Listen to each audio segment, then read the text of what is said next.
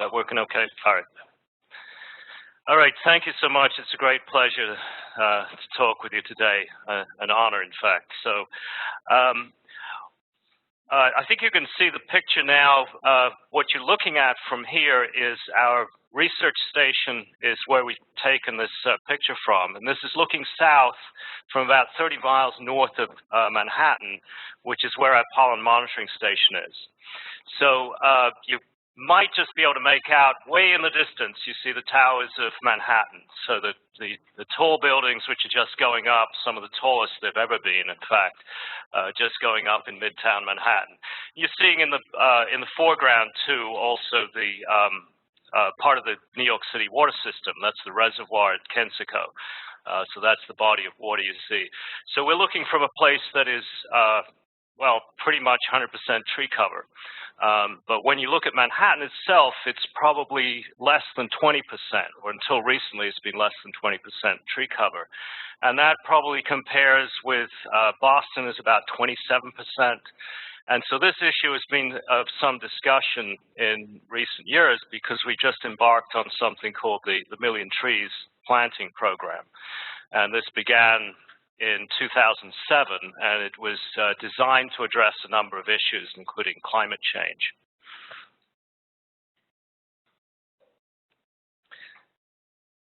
Our monitoring station is, well, the way we collect pollen from the air is through this device, which is, it's got a wind vane, and it sort of directs the incoming airflow from where the direction the wind is coming. So this is called a Burkhardt sampler. And this is on the top of one of the main building in our facility called a Hall, which is an old mansion that Fordham acquired. And they got several, I can't remember how many acres of land, but it's a fairly extensive biological field station. So it's in Armonk, about 30 miles north of Manhattan.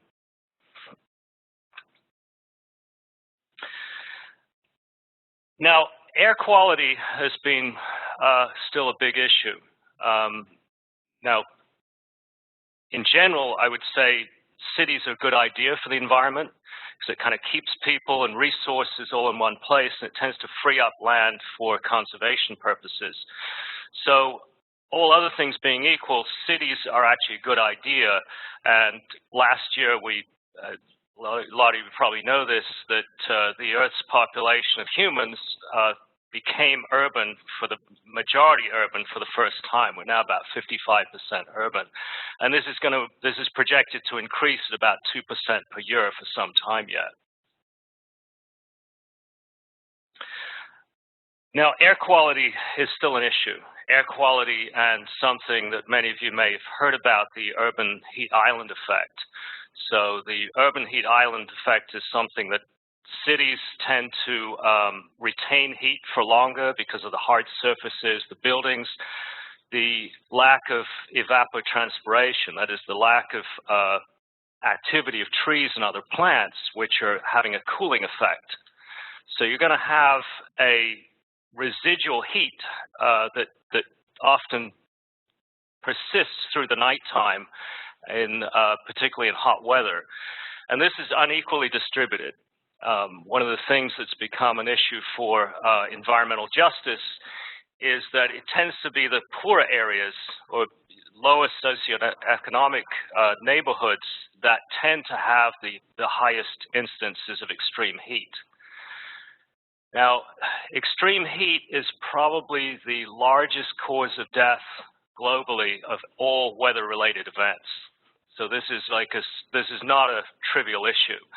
And one of the aims of the Million Trees program, which is instigated under the Bloomberg administration, was to start to address these issues of climate change and just general urban livability by just a very ambitious program, by the way. It was projected to continue through 10 years. So it was initiated in 2007, and it actually was completed last month.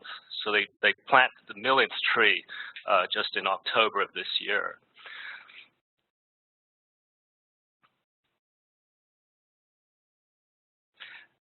I should mention some of the other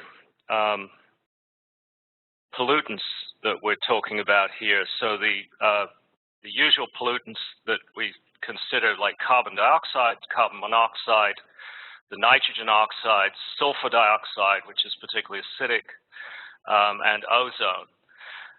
And among those, there's also a particularly insidious type of pollutant, which is particulates, those of which that are under 2.5 microns in size.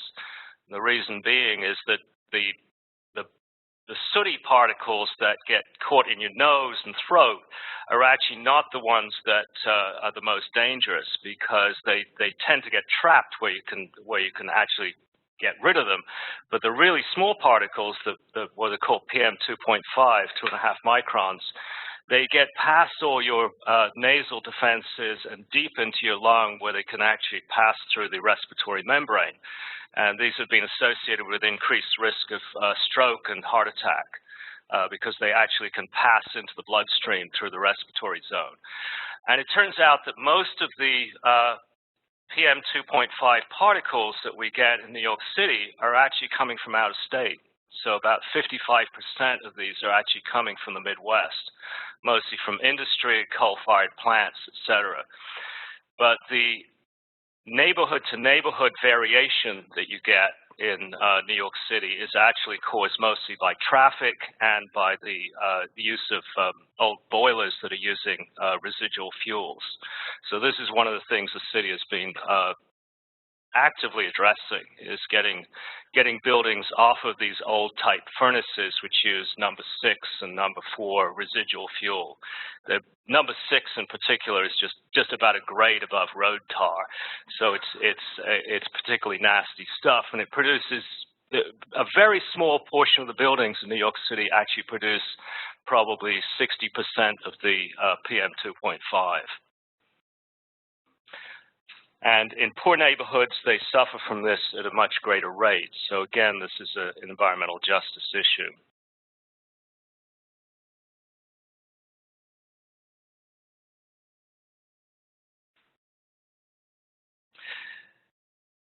And just noting, one of the things that was recognized in the Instigating the Million Trees program is the South Bronx particularly has a very low tree canopy cover, and most of the spaces in the urban environment, that is on the sidewalks and the verges, which can receive trees, most of those in 2005 were still vacant.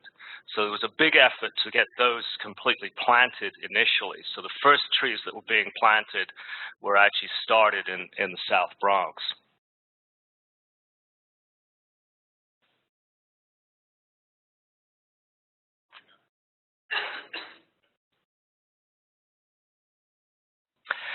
Okay, however, there's also the issue of asthma and other respiratory diseases. You'll see that if you look neighborhood to neighborhood, first of all, New York City has a higher rate of asthma, and particularly pediatric asthma, than most other U.S. cities. So the average is about 3.1%. We're creeping up well above 6%. And if you go neighborhood to neighborhood, you'll find that in the Bronx, particularly, you're over 10% of children suffer from asthma. And if you see that all of the neighborhoods, all of the boroughs of New York have over the average rate for U.S. cities, except for Staten Island. So part of this is, again, one of the issues that the tree planting program of Million Trees was designed to address. The assumption being, or at least the hypothesis that we were working under, was that more trees would mean more capturing of pollutants from the air, certainly more use of carbon dioxide, but the idea was that we were assuming that the trees would actually take out and scavenge up a lot of these pollutants, including the particulates.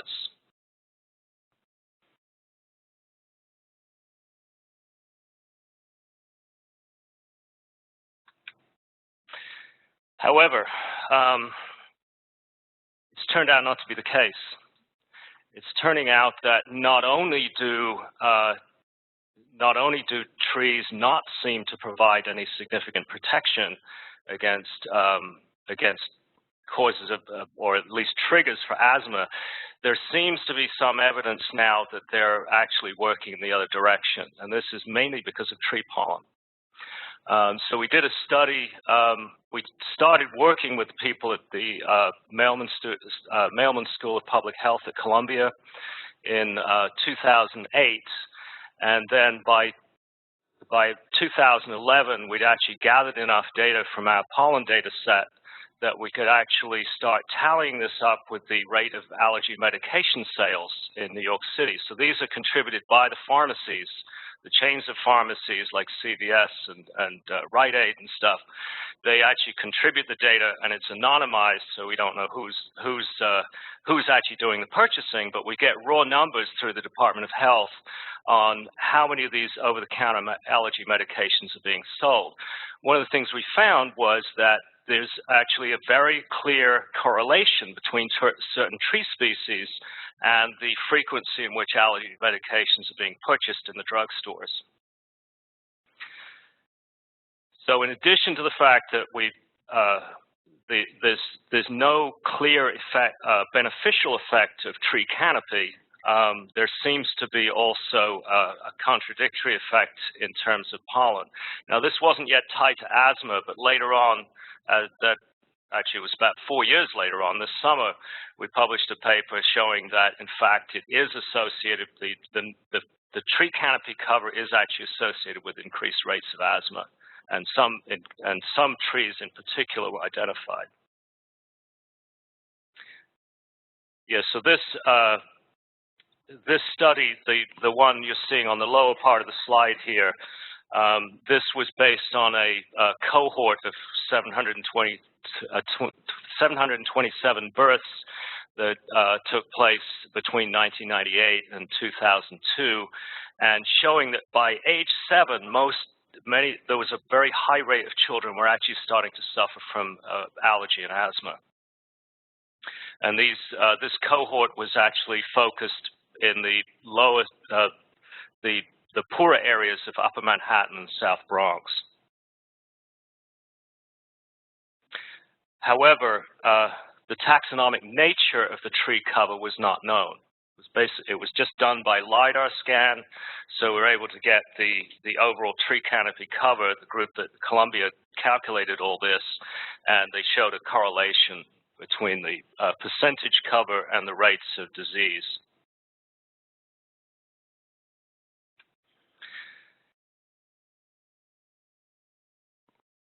You're now seeing, there's a lot going on in this slide, but this is from the 2015 paper.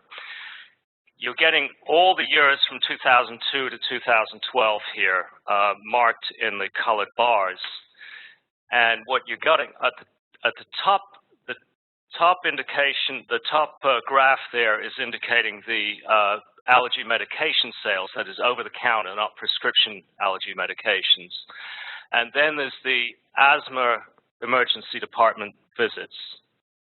And notice there's a little bit of a lag between them. So usually asthma does not kick in seriously enough that people actually go to the emergency room until a couple of days later in most cases. But what you're also probably starting to notice is that certain tree species are particularly associated with this. For one thing, we found out that elm, which is a big pollen producer, is not nearly so closely associated as some other species such as sycamore or London plane, oak and birch and beech and maple. All of these are quite closely tied to the rates of emergency room visits for asthma. Hickory seems to be an outlier, but probably what's happening is hickory is a severe allergen, but it comes just a bit later in the season, so it's coming in usually in late May, but probably by that time people have got their medications and they've had their asthma issues addressed by that time. So it may be a bit of a misleading thing, suggesting at least that hickory is not so much an issue. But if it were to come earlier in the season, it probably would be amongst the others, but it is always a bit later.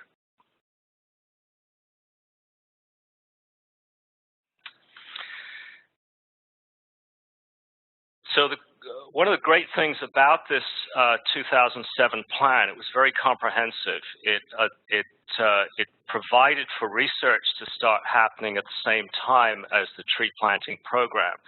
So at the same time as the tree planting began, a quite comprehensive research program began, and that's when the folks at the Department of Health and the Mailman School of Public Health got together with us. They reached out, and we realized we had some data that each could use, and so we started to work together on this. Now, one of the things that the plan provided for was something called the New York City Community Air Survey. And what this involved was they located 150 sites throughout the 5 boroughs on which street poles would be assigned for use for air monitoring. So there was a quite sophisticated air monitor mounted to a street pole in any one of these 150 locations. And in practice, they would shift them around, but they would pick them for particular purposes. So these are indicating where those sites are. And what we ended up doing was we started to, this actually began in December 2008, so they're already collecting data through the winter of 2008 to 2009. They're already starting to collect data on all the different range of pollutants and how severe they are from neighborhood to neighborhood. And so this just indicates the traffic patterns, but you can often map out different pollutants by the traffic corridors as well. Now, the problem was that these devices that are designed to monitor air pollution, they can't monitor pollen for various reasons. They get clogged up with pollen if you try to filter it to the point where you collect pollen at the same time. So this is where we started to have to think about how do we collect pollen in a way that we can do it in parallel with this. And this is where we started to get into some paleoecological techniques. We started using a modified design of this sampler, which was designed by this, I think, Danish guy, Henrik Tauber. It was designed in 1974. The idea was that this would mimic the way that bogs and lakes collect pollen over time. So it was a way of, it was originally designed to start using modern analogs of a woodland type to see how they would get collected in this trap and then correlate that with the fossil record, the pollen stratigraphy in the fossil record. This thing would be too big to mount on a street pole. So what we did was we modified it in a way to make it more compact. We had to reduce the size of the opening, and we had to run a pilot study for about 6 months just during ragweed season to see if it was actually collecting pollen in the way we'd hoped, because we're using a significantly smaller and more compact device that then could be mounted onto street poles. And what this is, it's made out of Schedule 40 3-inch PVC fittings, so it's stuff you can just pick up from the hardware store. It's just got it's got an end cap which has just got a hole drilled in it, and you're seeing just the neck of a centrifuge bottle. So what will fit in the top is just one of these. And so that will have like a little bit of glycerol in the bottom, so it collects pollen and all other kinds of particulates, and it doesn't dry out because the glycerol remains in there. So anything solid in the air that will fall in there, it just goes in there and stays. And so we're able to then leave that out for the entire season. And then we take them, we just unscrew the bottom, the whole housing remains on the light pole. We can unscrew the bottom, pull out the centrifuge bottle, put in a new one for the next season, and then continue years in succession. And they've turned out to be quite, They tally up quite well in terms of the data that they collect over time, and they tally up quite well with what the Burkhardt trap, which is the active trap. That is, it's got an actual pump in it, and it collects daily pollen that can even be resolved to hourly levels. This, by contrast, will pick up the entire season all at once. So what you'll do is you then will process the residue.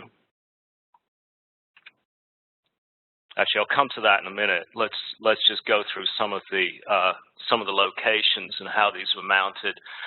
So this is just showing a variety of locations where we had the traps mounted on street poles. They're usually at about 8 foot, 9 foot off the sidewalk, just high enough so that people couldn't mess with them. And what you're seeing over here is one of the Department of Health monitoring devices. So this one is quite a sophisticated piece of equipment, costs quite a lot of money. Ours, by contrast, cost about $20, and they're just strapped with a pipe with a pipe strap. So you're just seeing it right here.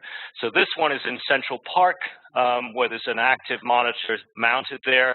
This one has got so you'll see there's two mounting places for these air monitors, one on one side and one on the other. So what they'll do is they'll shift them around to see if they're getting different readings depending on which way it's directed.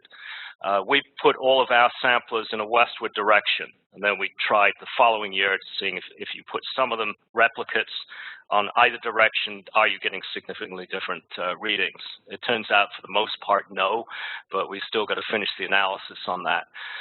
So these are two quite contrasting locations, one in the industrial area of Queens and another in Central Park here.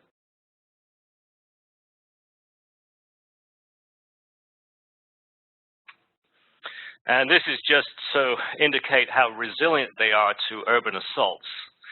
So these are with replicates here, this one on Prince and Lafayette Street in Lower Manhattan in Soho. And in general, we had no problem with, well, very little problem with vandalism. In the one case where somebody had attempted to vandalize it, they tried to destroy it. They couldn't, so in frustration, they just filled the top up with garbage. So it was kind of useless, but for that year at least. But we were able to sort of rebuild it and just put it back for the next year. But unfortunately, you lose a whole year's data, years worth of data. They tried to rip the thing off. They tried to break it, and somehow in frustration, they just like jammed garbage in the top. But in this case, these ones didn't get messed with.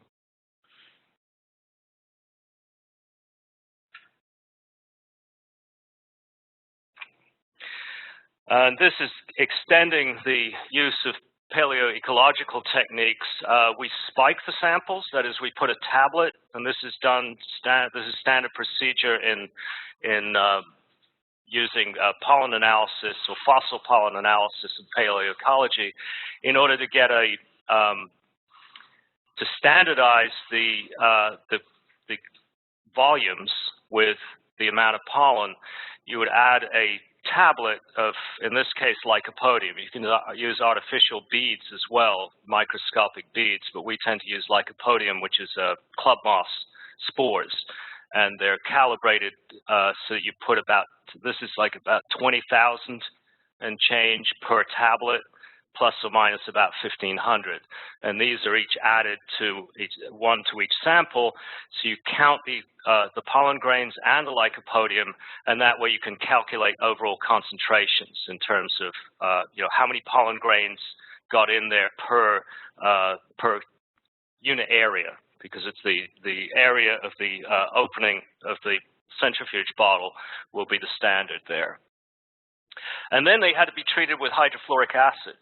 Now, this is something that never was part of the protocols for processing from Tauber traps, probably because they were never used extensively in an urban setting. But urban settings like Manhattan and the Bronx, maybe not so much Staten Island, but Brooklyn and Queens, you have quite a lot of sand in the air. And when you've got enough sand residue mixed in with your pollen, you can't make microscope slides. You can't get that cover slip to actually sit there. So you have to actually treat it with hydrofluoric acid, which is a particularly nasty and rather insidious acid, not so much because it's acidic, but mainly because it's toxic.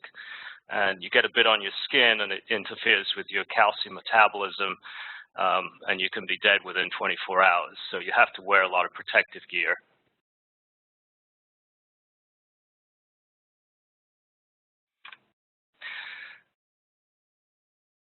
Preliminary results. I don't know if you can see this with the light coming in like that, but these are, this is what we see at 100 times magnification. So this is not actually the magnification we use for pollen analysis, but just gives you an idea of the kind of junk that gets in there. So in lower Manhattan, the Princeton Lafayette sample in our pilot study came out looking like this. And by contrast, let's look at what happens in Staten Island. So this is for the same time period. You've got Staten Island here. The pink spots are pollen grains. So you get pollen in both places, but look how much extra soot there is in lower Manhattan. Now, as I say, most of the stuff that you can see here is not particularly dangerous. It's just a nuisance. It makes you traps in your nose and it gets all kind of black and everything. It's kind of disgusting. But it's the really small stuff that at this magnification you can't actually see. But when you use the magnification of 400, which is normally what we do pollen analysis at, you actually see these particles of 2.5 microns and less.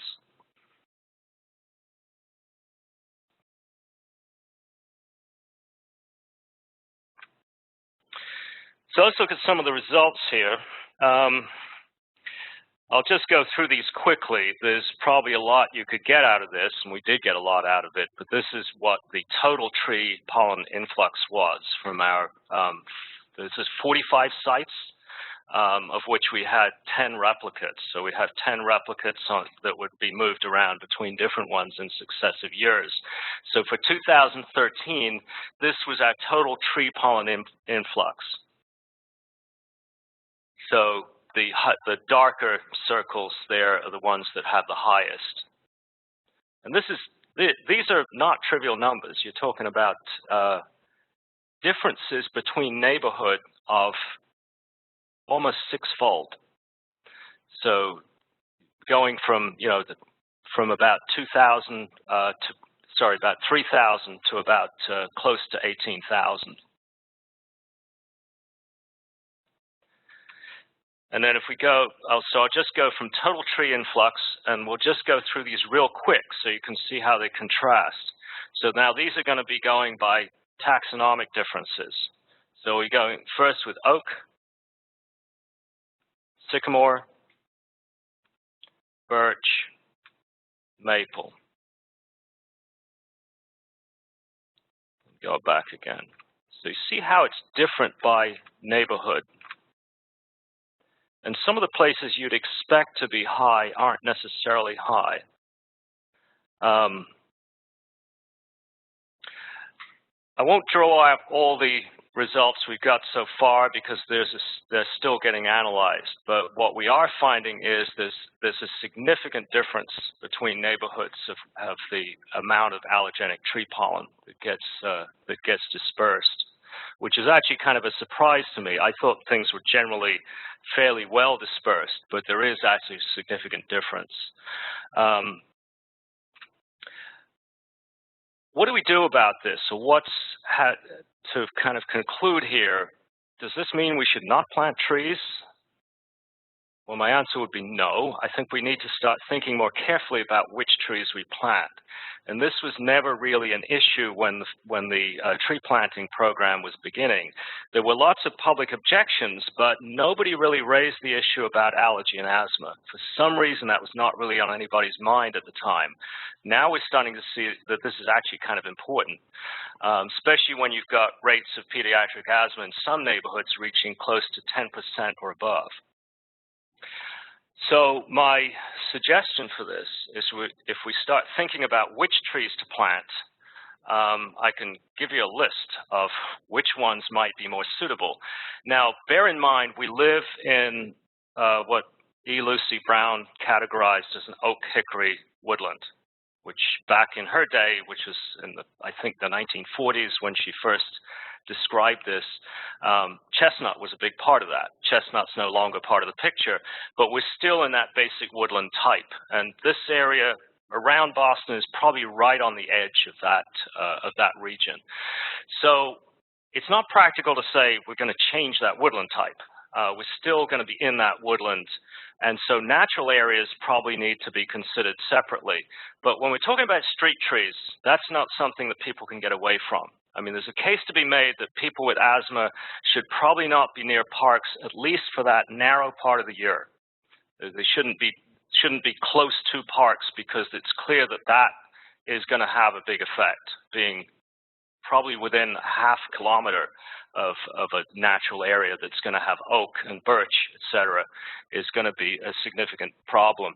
But it's a very narrow window of time in the mid to late spring in which this needs to be taken care of. But we can think about which trees to plant in the street tree locations, because those are going to be ones that people can't avoid.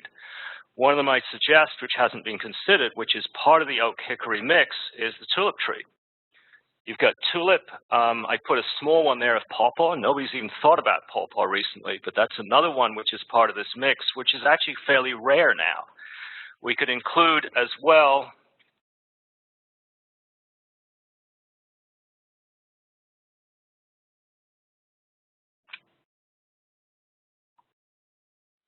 some of the gymnosperms, white pine, for instance.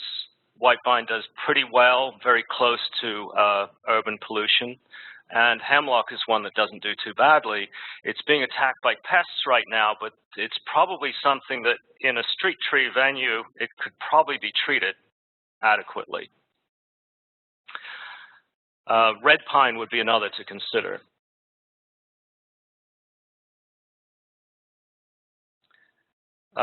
And while I'm talking about this, we might also think about trees that we should probably consider phasing out. One would be, for instance, I ran into a whole bunch of these this morning in Medford, Norway maple. It was very popular when we were replacing elms that were getting diseased in the 1950s and 60s, and we had this great idea to bring in Norway maples. Not a great idea. First of all, it's allergenic pollen. They're an invasive.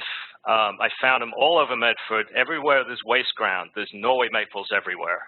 And so in addition to being a non-native, that is, they're not providing good ecological services to the local ecology, they're also like getting everywhere, and they're also making people sick.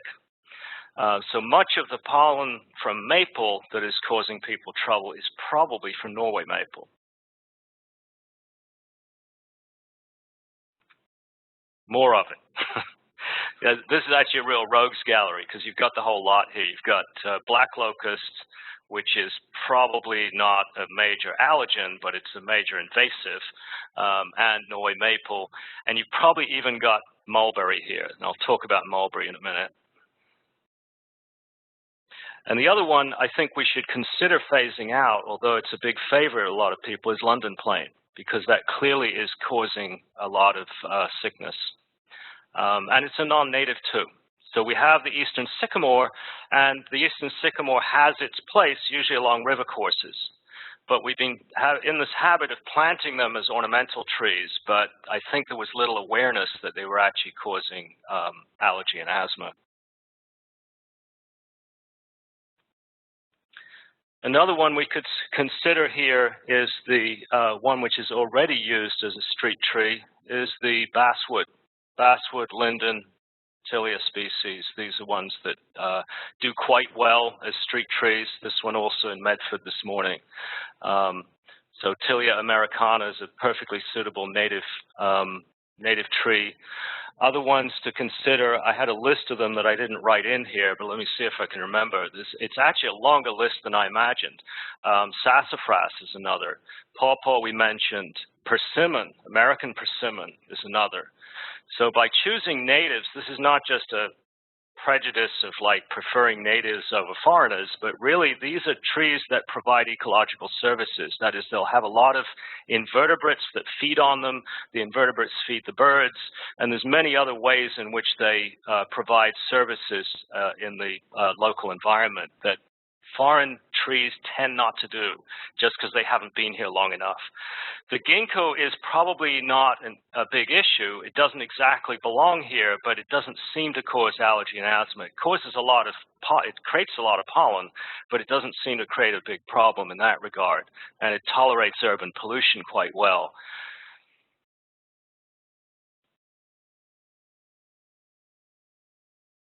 Other ones that are being used currently, honey locust, that's a native tree, and that's fairly popular with highway departments because it doesn't produce a lot of big leaves that clog drains and such, so it doesn't require a lot of cleanup. Kentucky coffee tree is another to consider. Pin cherry, Juneberry, depending on the needs, which trees you might want to grow big, like tulip tree. If you're okay having trees that, if you don't have a big issue with power lines and stuff, tulip tree is probably a good one. This basswood sort of is in the way of power lines, but the power company evidently doesn't care that much about it. But that's a quite suitable tree too. Cucumber magnolia, another one that kind of is right on the edge of its range here, but with climate change, that range is probably going to expand.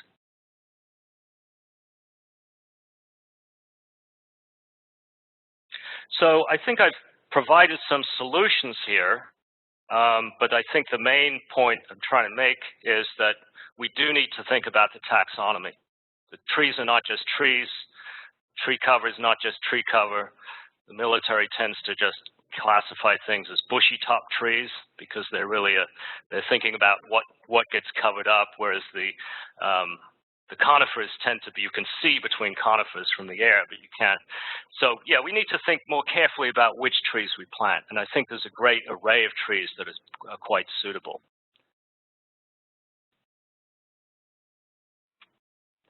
So with that, I'll just give thanks to folks who've helped along the way with this study. So these are mostly people from the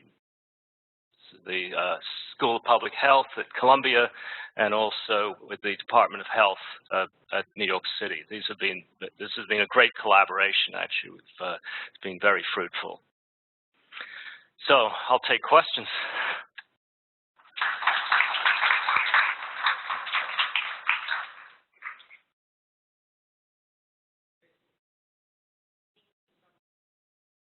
I'm sorry? Oh, which colors are the spores? Oh, the pink, yes. The pink that you're seeing here, this is because these are stained. So it's phenosafranin is the stain that we use. We don't usually use it for fossil pollen work because the processing usually makes it quite visible anyway. The acetylysis processing. These have actually been treated with both, so they've gotten an additionally deep color. So what you're looking at here is actually ragweed. So it's not even tree pollen at all. It just looks kind of pretty. Jack, yes.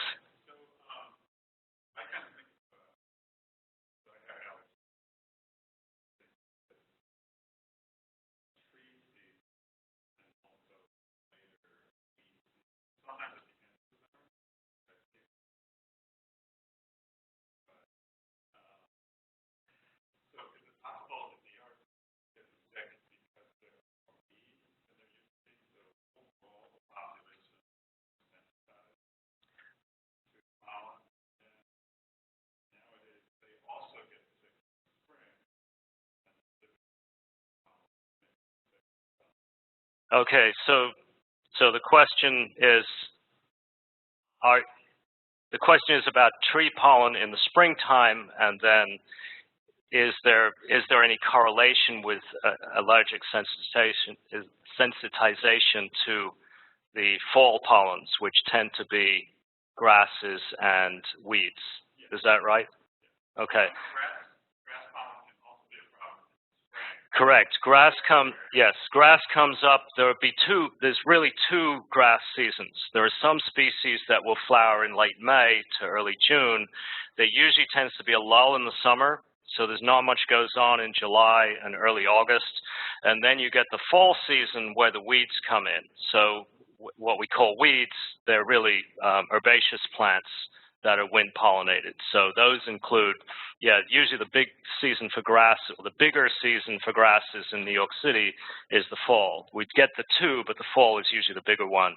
Then there'll be ragweed, there'll be mugwort, there'll be all the various chenopods or chenopodium. So I think what you're getting at, is there any relationship between the allergies?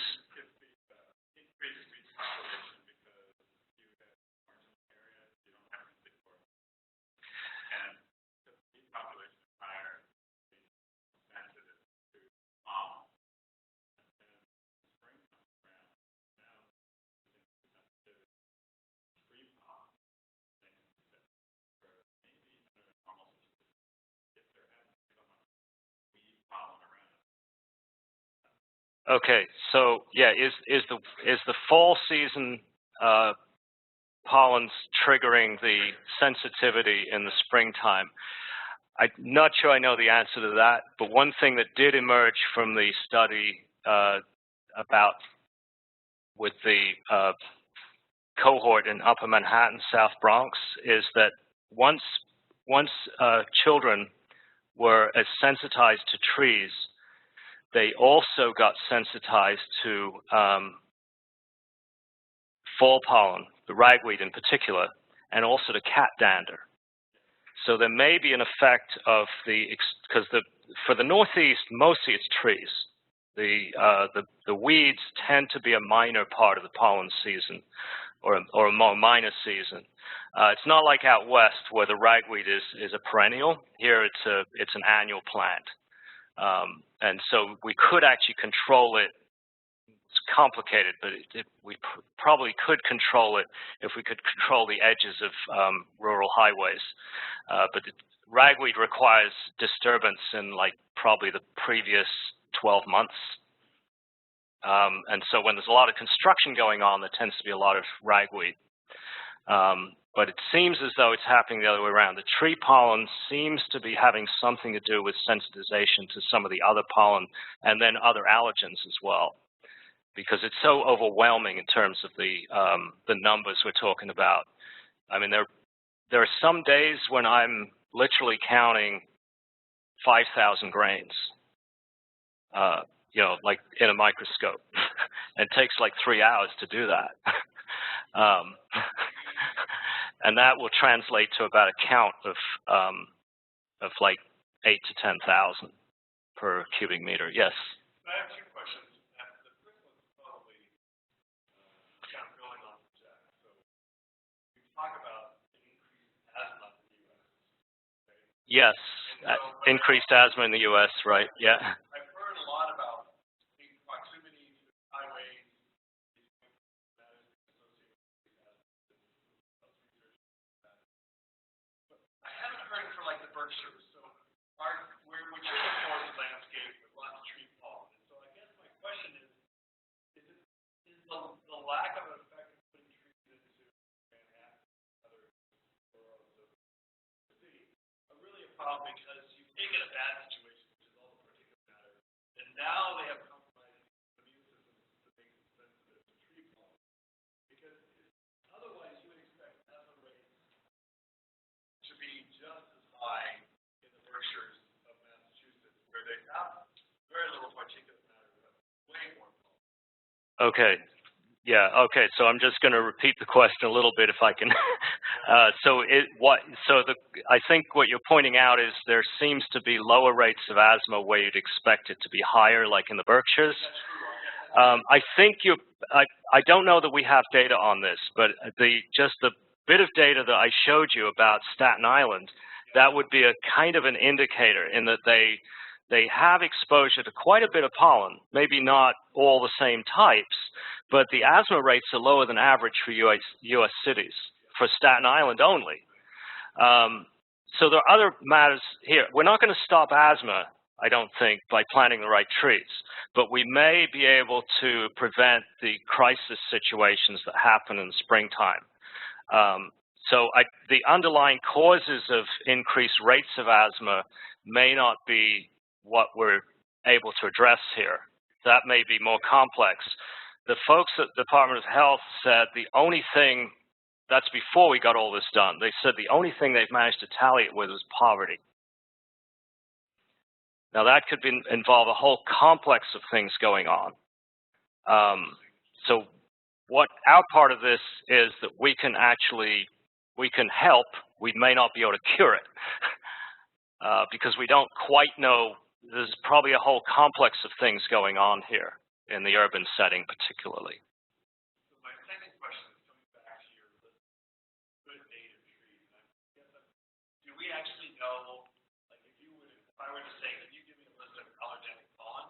Yes. Would you actually say Tilia is not allergenic, or is it really a function of the density of Tilia pollen in the environment? Okay. If we switched over to Tilia, would we just be having a new problem? But right now it's not a problem because it's so low density. Okay, yeah, so the question is, if we go to some of the suggested tree types as a substitute, will they then in turn become a problem in terms of being allergenic? I think the short answer is no. And partly this is because these are insect pollinated trees. They're primarily insect pollinated, so even though you have quite a lot of basswood planted in New York City, it's very rarely even found in our pollen samplers. So it's probably a function of the concentrations of these pollen types that end up being allergenic. However, not all of them end up being allergenic. So the pines are particularly abundant, but they're very rarely allergenic. For reasons I'm not an allergist, so I don't know exactly what's going on there. So gymnosperms in general do not seem to produce allergenic pollen. I don't know what the story is with that. So I would recommend planting pines, even though they might be a bit of a nuisance. They may block up your nose with pollen, but they're not seeming to cause allergy or asthma. So Tilia, in that regard, I don't think is going to be a problem. I've put on, I've made a list of possibles like Tupelo, because Tupelo, I'm not sure if that's going to become a problem later if we planted like thousands of them. But other ones I've selected because they're insect pollinated. So insect pollinated plants produce very little pollen because they've got a targeted disperser. They don't do this scattershot thing of just releasing it into the air and just letting the wind carry it. So most all the ones we're allergic to will be wind pollinated. And it's the sensitivity that probably develops from exposure to abundance. Question, yes. Yes. On future work, yes. Yeah. Oh, excellent. Yeah. Okay.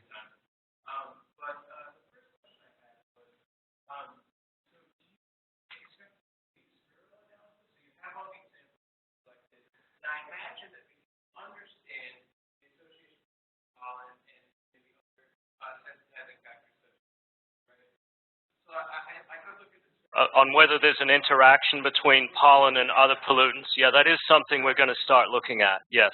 Yeah. The second one was that maybe now that we have a lot of these geospatially located things, do you expect to make a map of maybe like, so if I was a regional planner in New York, I might want to see, well, what areas are, where can I plant? Because the easiest low-hanging fruit for my public dollar, right? Do you think that would be a route? So the question being, would we be working with landscape planners to start consulting on what should go where? Possibly. We haven't got to that point yet. Yes, but that would be something I'd like to talk about at least. Yeah, I only just drew up this list of trees for this talk. I hadn't even given it a lot of thought before. Because I imagine knowing the average height of a tree and the other characteristics that you mentioned, you could actually make a feasibility. Yes.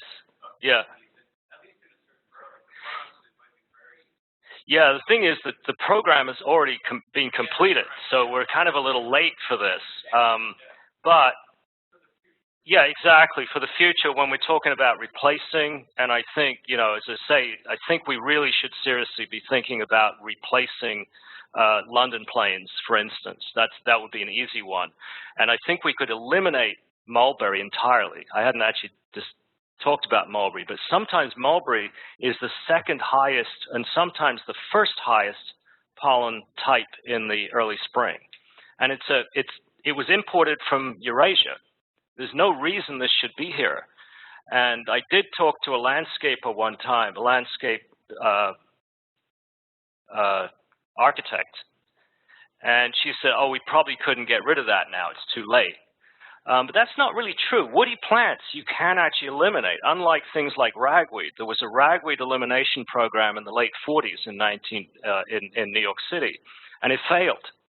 But partly it's because it's a weed, and it's a weed that thrives on disturbance.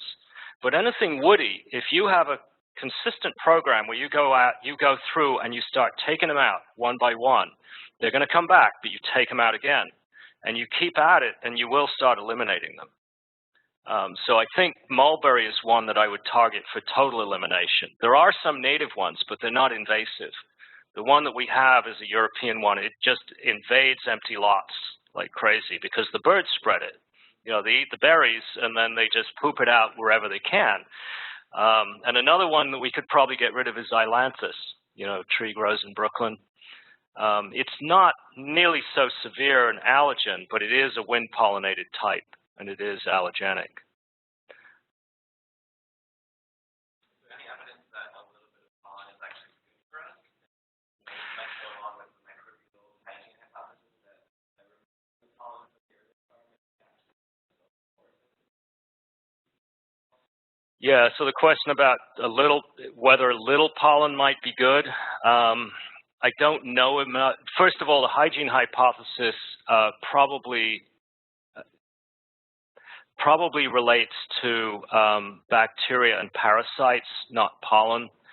I have a suspicion that we have been allergic to pollen since the Pleistocene. Since we started stepping out of Africa, we started getting exposed to plants that were wind-pollinated. Generally in the tropics, things are not wind-pollinated, except for grasses. So the trees, for instance, are not wind-pollinated, almost none of them. So if you look at a pollen diagram from Kenya or something, you'll see a few types, but it'll be dominated by weedy kind of or herbaceous species like grasses.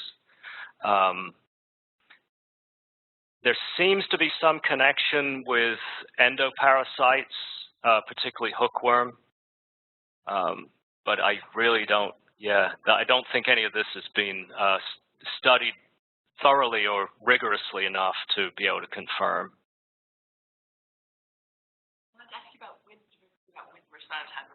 Wind throw, because I know having watched a fir come down in an urban backyard where there's a lot of possibilities for it falling on houses in every direction. Oh, wind throw. So you're talking about the risks of wind throw from trees. Increased planting of gymnosperms, particularly white pines, which right. are very shallow root systems. Right. And firs, I would be very concerned about risk of increased damage. Firs, yeah, I think firs. Well, firs, spruces might be a risk. I don't, I haven't. Again, I made this list up very quickly. What I have noticed about white pine that it tends not to get blown over, but it drops limbs. So it tends to jettison limbs rather than lose the whole tree. So I don't think I've ever seen a white pine blown over. I've seen plenty of limbs kind of blown into the street or something. But yeah, I mean, these are issues. But the way I look at it is, insurance companies usually know what the risks are, and I think if they felt that these were too risky to have in your yard, I mean, we have a red oak that kind of stands over our house, and that oak has been there since before Abe Lincoln's presidency, and I figure if the if the insurance company didn't like it, they would probably say, you know, we'll reduce your rates if you take that damn thing down. My neighbor doesn't like it particularly, but in reality, I don't think the risk is that high.